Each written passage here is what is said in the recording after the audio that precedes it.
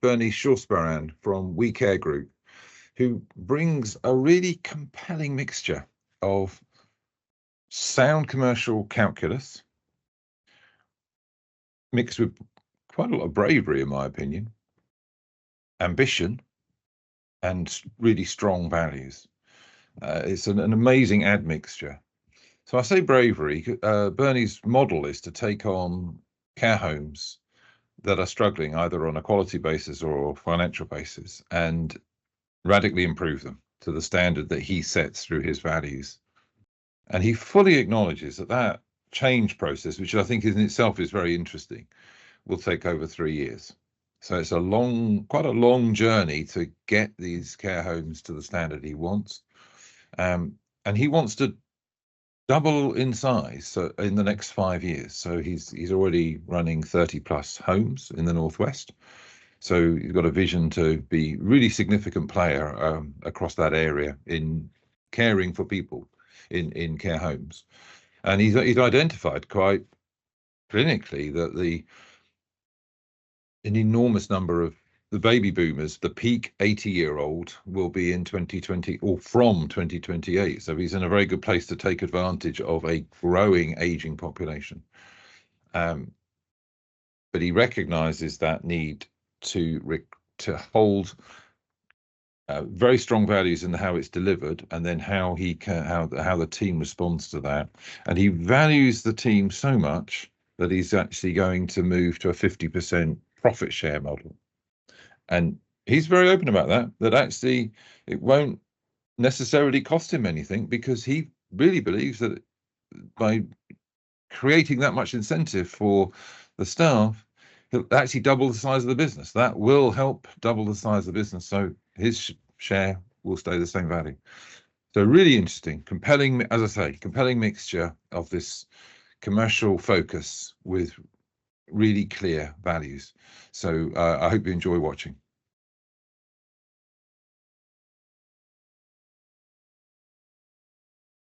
So welcome everybody to the next interview in the Top Floor series, Stressing Values. That is my series of talking to leaders of responsible businesses about how they use values to drive their business and how they use values to manage their own stress.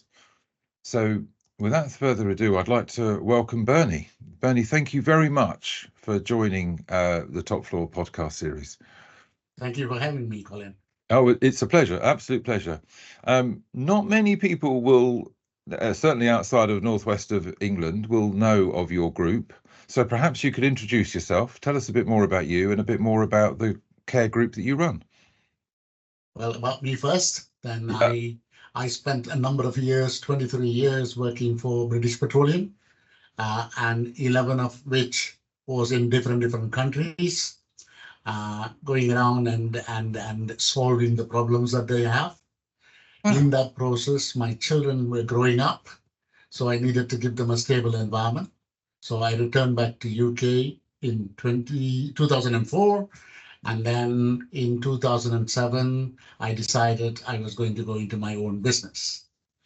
And wow. That business, after a couple of years of research, it was all going to be care home business. How extraordinary. Why that was such a massive transformation? Yes. What made you? Yes, and that transformation was anticipated. So my part of the learning was going to be how care home is managed or run, rather than managing people. The vision was driven like a 25-year vision. If you look at in 1945, the Second World War finished, the baby boom in this country started. Yes. They only turn 80 next year, the first of the baby boomers. Oh my word, yes. And the average age of a resident in a care home is 83. Right, so 2028 will be a year of massive change in supply and demand. Wow, that's very visionary of you to see all that growing. Fantastic. But nevertheless, from oil executive to care home, the skill sets required, the challenges are so different.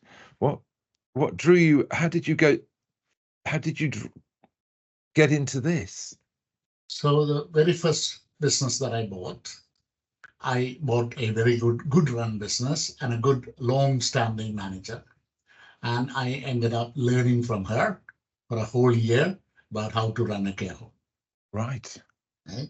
Only after that, I started growing in small numbers and then accelerated since 2015.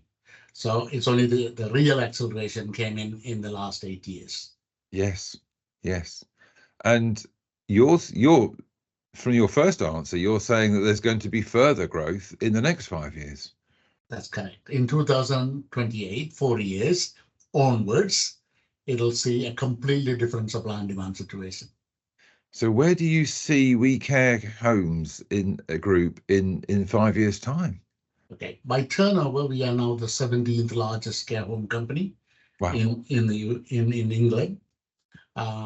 We have an ambitious plan of doubling our business in the next 5 years. Doubling in 5 years. Yeah, so that would probably put us in one of the top 10s.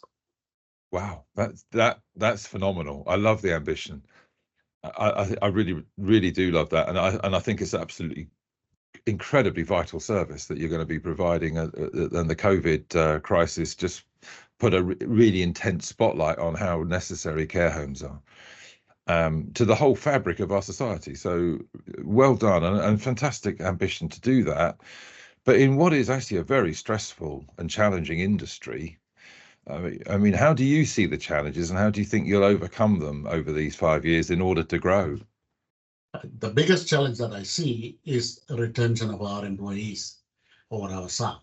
So that is to me the biggest challenge. Of course, we are all under pressure through the margins in terms of pricing by the government and so on.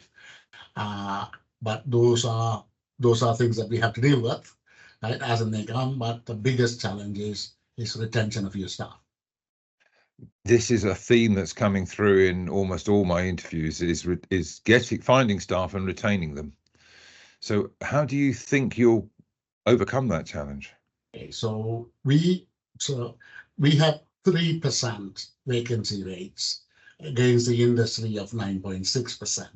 So we do well in recruiting people, and only reason is because we are a real living wage employer, right? And we operate in the Northwest and the North. So we are obviously having the superior position in terms of our rate of pay, right? Yes. To attract the right people. But that 3% continues to be another 3%, which means the retention is not working. That's right. There's still a gap. Yes. Yeah. So the retention is not working. So we have decided that we will have a single recruiter for the whole company. Right. So because we are dealing with 34 different managers recruiting staff, they all will be varying in different degrees. Oh, right? Of course. Different degrees, expectations, and so on. So if you want to have a common recruitment platform and common way of recruiting, you've got to have the one person interviewing these people. Yes. Right? Whether that is one or two, we will try with one first. Yes. Yes. Right? So we can get the recruitment right. I think that's obviously going to be critical. In terms of retention, we are also going to give 4% of the salary as a retention bonus every quarter. Interesting. So they get a bonus if they're still with you. Yeah. Yeah. Brilliant. And you also focus quite intensely on some very important core values. How do they help you, do you think, keep your staff? Okay, so we have 3 values, and very simple ones. The first one being family. What does that mean is we are one big family. Right? We must be prepared to help each other. Right? If one of us is in trouble, the other one must help. Yes. Okay? The second being honesty. Right? So in whatever words that we use, we will always be honest to our staff. Right? We will not use diplomatic languages to cover our failures or successes. Okay. right? Okay, so we will be direct in our approach. The third being respect. And the respect means everyone has a job to do. There are no superiors in this company. Right? So even as a CEO of this company, I have a job to do. No one should be afraid of me. They should be able to come and ask me anything they want to ask. Yes, because they're doing a job that they're doing a completely different job to the one that you're doing, and but it's very important. It's equally important. And they are doing the most difficult job. Yes, yeah, harder than yours. Do you think? That's correct. So that the value of family, supporting everybody. How can you give us an example of how that's worked? So we have it's not a policy as such. Anyone who wants to borrow money, they can always borrow money. We don't charge interest. We don't charge interest. They can pay it back within 6 months. So in this sort of difficult times of cost of living going up, people will struggle. So we should be able to help them in some way. So that's just one. We have a email address called Ask Bernie. Okay. So anyone can write to me and ask anything they want. My telephone number is there on every complaints handling policies. So they can call my number anytime they want. Right. And how many emails do you get, Bernie, on that? I don't get that many emails at all. Okay. Okay. Well, that's a relief. Not that I can't handle. No, none that you can't handle. That's very good. So, and then the honesty one, because that must be quite challenging occasionally. I mean, it's not a secret that obviously some of your homes have had to go into special measures in the last year or so. How did you handle that, and how did your values help you navigate? So the two homes that have gone in the opposite way to where we normally want to be, they were both bought in 2022. So still there is a lot of work in terms of changing the culture, right? Changing the culture of the people. They should be performing at a level that we want. But generally speaking, if you look at our requires improvement homes, they're all bought either at that level or at inadequate levels. So that's how that's the status that they were at when you purchased them. Either that or worse. That or worse. And most of them will go green, but we can't ask CQC to come. They will only come when they want to come. That's right. It's not your choice of timing, is it? It's theirs. That's correct. So, but I take it when you buy a home like this, you inherit the same staff team. That's correct. And so how do you then work with that completely new group of people to get to the standard that you aspire to? Okay, so I think we have the culture change. We see it probably in year 3. Okay. Year 3, year 1 and year 2 are work in progress. Right, and when we only buy problematic homes and we turn them around. Right, that's what we do. Right.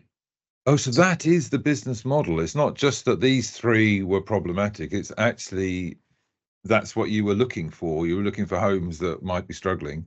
The home is struggling in terms of its quality performance, which is CQC, or financial performance. Okay.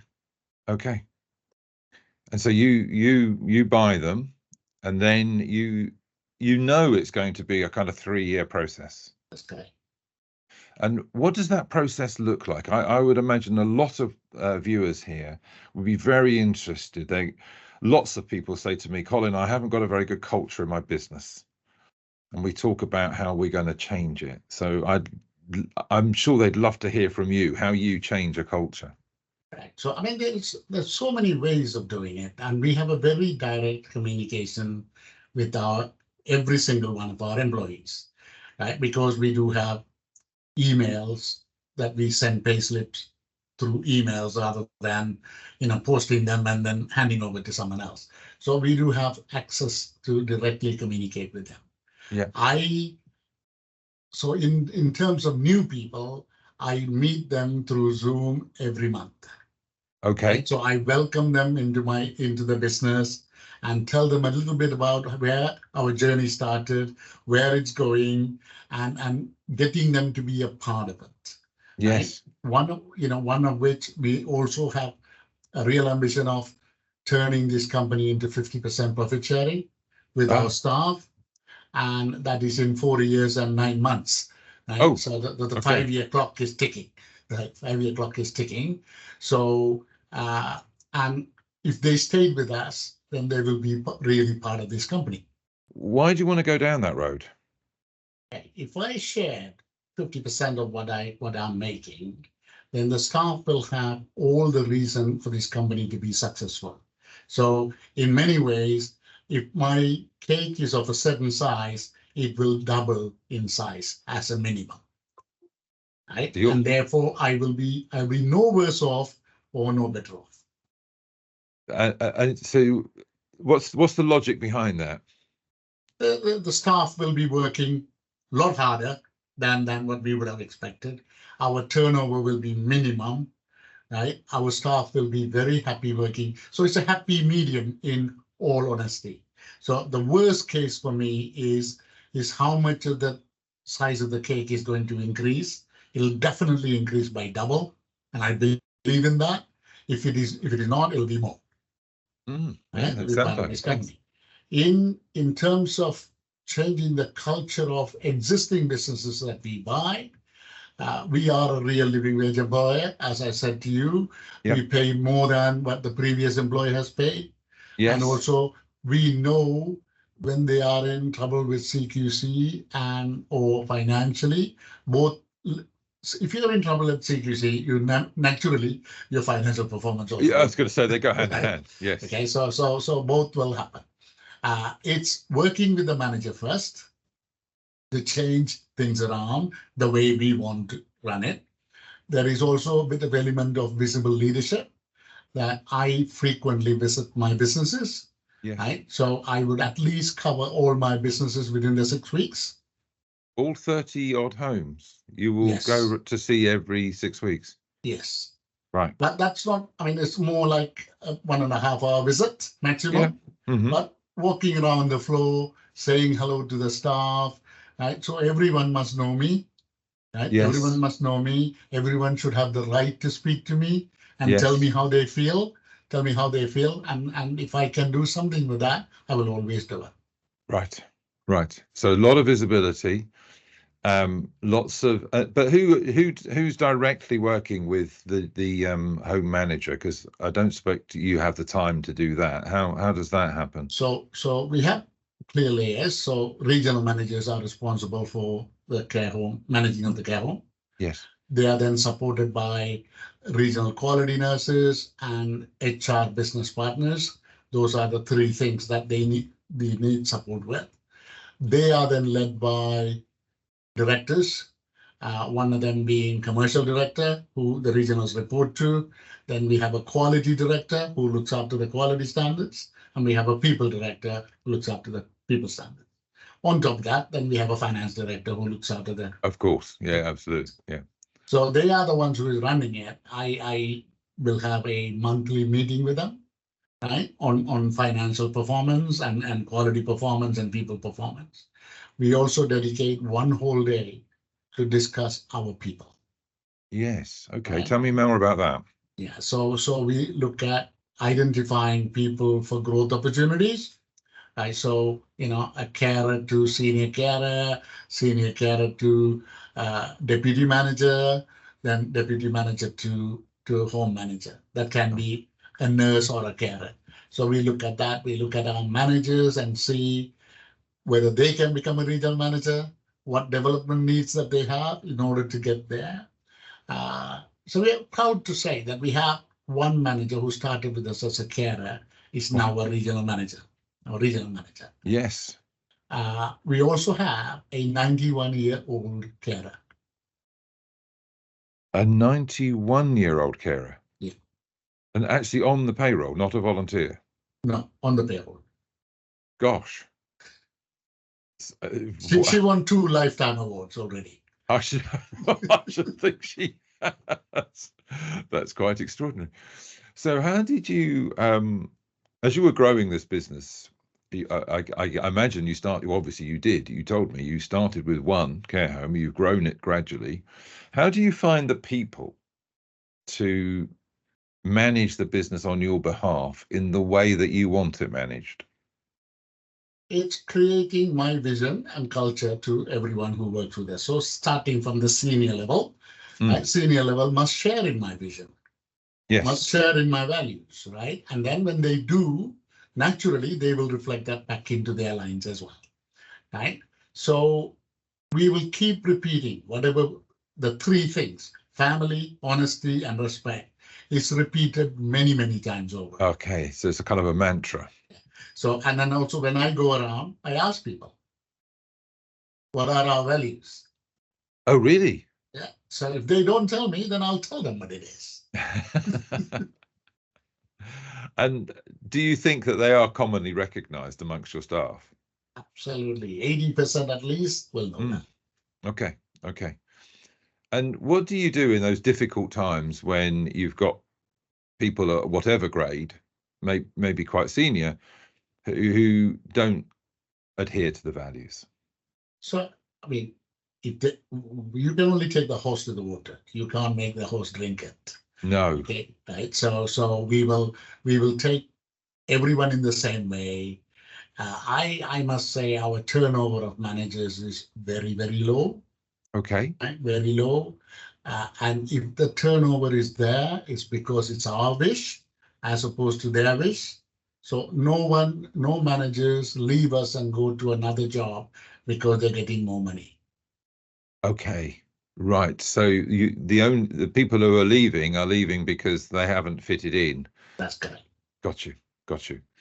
So that's really interesting, because one of the things that I'm always trying to explore, particularly with people like yourself who employ a lot of people, is to try and find out what insights you've had. I mean, how to create teams that work together closely in very difficult working environment, quite challenging caring for people. How have you managed to do that? What's the magic sauce, if you like? Well, the proof is in the pudding. So we get 4.2 out of 5 in Indeed and Glasgow. So this is what our staff are telling us, how good we are. Right. This is right? Your staff surveys. Staff surveys. It's an independent feedback place. Okay. Right? So they go and say good or bad about the company. Mm-hmm. Likewise, they will do it to the other companies as well. Yes. But the 4.2 is a very high rate. Yes. Right? And they also give me 92% approval rating. Fantastic. Right. So that's also not heard of. No, I can't imagine very many. I think a lot of people watching would love to, would aspire to getting some percentage like that. I would more worry about the 8% who doesn't rate me. Yeah. But of course, there's got to be a few, I guess. But what's the secret then? I mean, it's not a secret. It's what you believe in is what you must do. So the 3 things, family, honesty, and respect, is what I believe in. Yes. Right. So I behave in a way that's how it should be. Yes. Yes. Right. So if I'm walking around because I'm the CEO and I just say hello to staff and walk out, that's not what I do. I stand there and have a conversation with them. Yes. Yes. Right. So they know there is mutual respect. Yes. Yeah, absolutely. I think that's you're talking with them. Yeah, absolutely. I can see that. So I think the part of that, the part of the whole respect thing though, and the family, is your employees will have relatives and others that need their own care or family circumstances, and they need time off or something. How do you cope with that when you're already 3% slightly understaffed? If you've got people that have their own emergency needs. Well, I mean, yeah, emergency needs, and we are always sympathetic to what their needs are. So our people director will look at what their needs are, and then sort of make a decision on what we are going to do. We do have in extreme circumstances, we have grievance policies and all of that, right? So that people, if they're not happy with the decision made, they can always ask Bernie. You're right. Okay, so you're the final appeal. Yes. Yeah, absolutely. Brilliant. So you're doing this regular visiting. You've got an enormous group of buildings, so there's all sorts of obligations that the company has to maintain them and obviously look after the people inside. How do you manage your time? That's always a challenging thing. Always a challenging thing, and it is because I live in London, and the businesses are all in the northwest and the north. Oh, right. Okay. So there is a greater amount of traveling time. Yes. But I use the traveling time to do my meetings and things like that through Zooms and Microsoft Teams. So I utilize my time very well. So you're traveling on the train? No, I'm driven. Oh, I see. Yes, I'm driven, so it helps with my timing. Yes. It helps with my timing, and then I will also do my emails. So I don't come under pressure, but I do stay in the hotel for about 4 nights every other week. Okay. So I have time to do my emails and things like that. So I'm always on top of my job. Yes, but how many hours a week do you think you? Good 60 hours. Okay. And is that something you want to reduce? Personally, no. I'm a workaholic. Okay. But with that sort of volume of hours must come quite a bit of stress. I mean, the running these businesses in themselves must evoke that as well. But how do you manage stress? So even in BP days, it is 60 hours a week. Yes, I can imagine. It's never been 40 hours a week. It's never been 40 hours a week. Even on a Saturday and Sunday, sometimes you sit on your dining table maybe and put your laptop on. Yes. Right? So you have to calculate all those times as well. The times that you answer your emails on your phone, they're also time. Yes, they're also always. time. Right? So all of that is included in that 60 hours. Yes. Right? But a true working hours would be more like 50. Oh, I see what you mean. Yeah. Well, you're really focused on it rather than just responding to. Yes, I'm with you. Yes. But on the stress point, what do you do to manage stress? I work very well under stress. So I like tight deadlines. I like, so I respond better. Has always been my strength. Okay, so the deadlines are a fuel. They sort of push you on. I create my own stress as well. Deliberately? No. So we go on holiday. I mean, my wife and myself, we've been married for 34 years. We go on 4 holidays in a year, but I'm allowed to work 1 hour in the morning and 1 hour at night. Oh, you have permission. Okay. So that's how we manage it.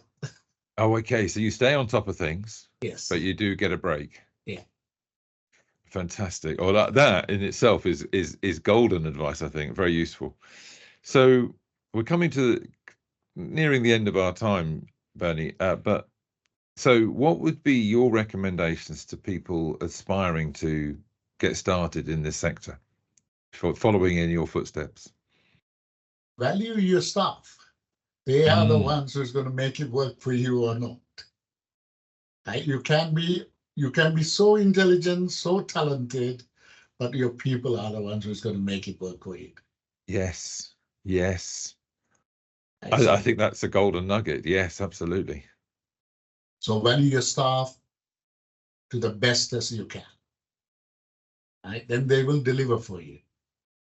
Right? You can't turn the lights off in a business without being there. But if you can get your staff to turn it off, that's the great place to be. That's where you need to be. You can't be everywhere at once. That's right.